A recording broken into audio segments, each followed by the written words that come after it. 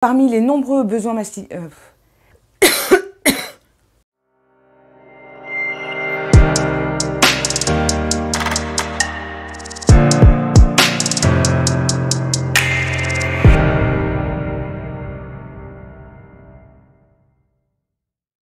Bonjour à tous et bienvenue sur une nouvelle vidéo de Instinct Chien Focus. Ici c'est Mélissa, éducatrice canin comportementaliste à domicile, et aujourd'hui on va chercher à décrypter, analyser et comprendre le besoin masticatoire. Alors, dans une vidéo précédente, on avait parlé de la dépense mentale qui est un besoin fondamental du chien.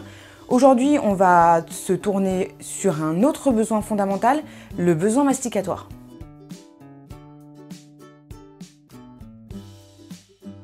Parmi les nombreux besoins fondamentaux du chien, le besoin masticatoire est un besoin essentiel. Il est très important pour nos compagnons. Il ne faut pas oublier que le chien est un prédateur. Sa dentition est conçue pour percer la peau, pour déchirer la chair et pour broyer les os. Alors, ce qu'il faut savoir, c'est que le besoin masticatoire a toujours plus ou moins été comblé chez le chien. Depuis le temps qu'ils nous accompagnent, ils ont toujours eu l'habitude de terminer nos restes, et notamment les os. Avec l'apparition de la nourriture industrielle comme les croquettes, c'est vraiment une toute autre histoire. Les chiens n'ont plus assez de dépenses masticatoires au quotidien, et la dépense masticatoire doit être amenée par le bon vouloir de leurs humains. De nos jours, les os sont plutôt mal vus. On entend dire que ça pourrait rendre les chiens méchants ou agressifs. Bref, la mastication en prend un sacré coup. Pourtant, la mastication, c'est un comportement qui est naturel chez le chien et qui amène de la dépense mentale. Répondre à ce besoin biologique va vous permettre d'éviter pas mal d'inconvénients, notamment les mordiments chez le chiot et la destruction. Donc, sur la vidéo précédente, je vous avais partagé un petit tableau que j'affectionne beaucoup, qui est un tableau qui reprend un petit peu le temps qu'on peut donner à chaque activité du chien au niveau de la dépense mentale.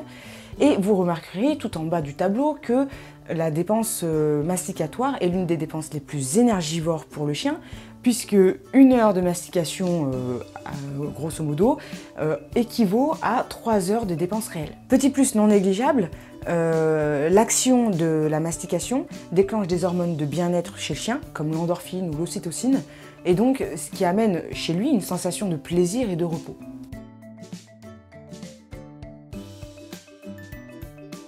Alors, la dépense masticatoire, c'est pour quel type de chien? À ce niveau-là, pas de surprise, absolument tous les chiens sont concernés par le besoin de mastication. Alors, en premier, le chiot a un fort besoin de mastication, donc d'abord pour s'occuper, et surtout pour soulager la douleur qu'il peut avoir du passage de ses dents de lait à ses dents définitives. Lui apporter assez de mastication vous permettra d'éviter qu'il s'attaque à vos pieds de table ou à votre canapé. Le chien adulte a aussi un très fort besoin de mastication.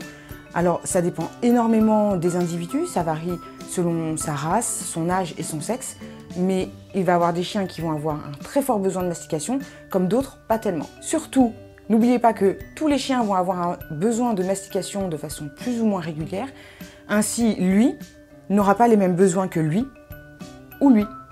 À mon sens, c'est une erreur de penser que la mastication ne concerne que les grandes races ou les races rustiques, ainsi même lui et lui ont un besoin de mastication.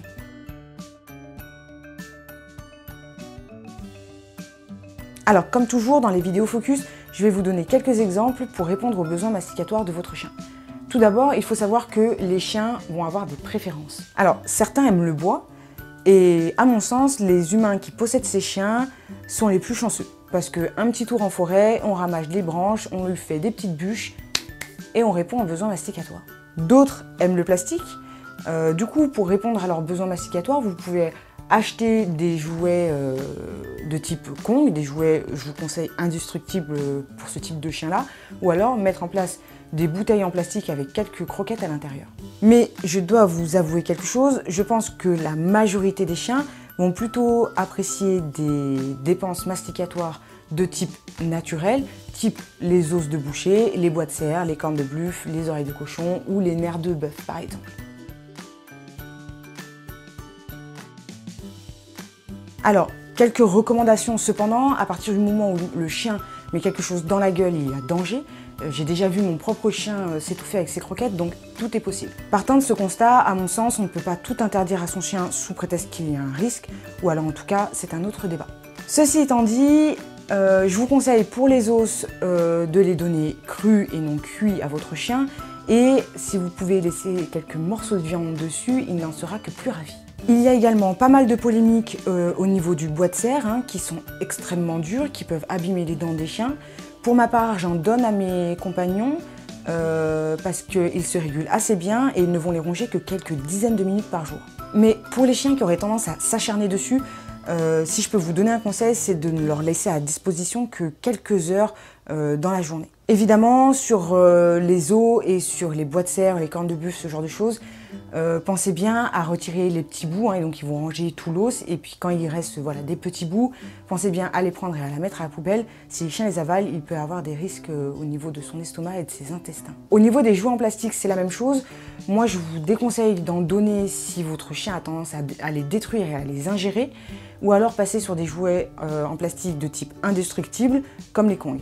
Enfin, je vous conseille d'éviter les os industriels de ce type que l'on peut trouver dans le commerce. En effet, outre la colle, le plomb et la javel, vous leur donnez aussi à manger de l'arsenic, du plomb, des formaldéhydes, des peroxydes d'hydrogène et du sulfure de sodium. Et d'autres joyeusetés, évidemment. Voilà, c'est tout pour la vidéo d'aujourd'hui. J'espère qu'elle vous aura plu. N'hésitez pas à laisser un pouce en l'air et des commentaires si vous avez des questions. On se retrouve dans quelques semaines pour un prochain contenu. Caresse à vos poilus.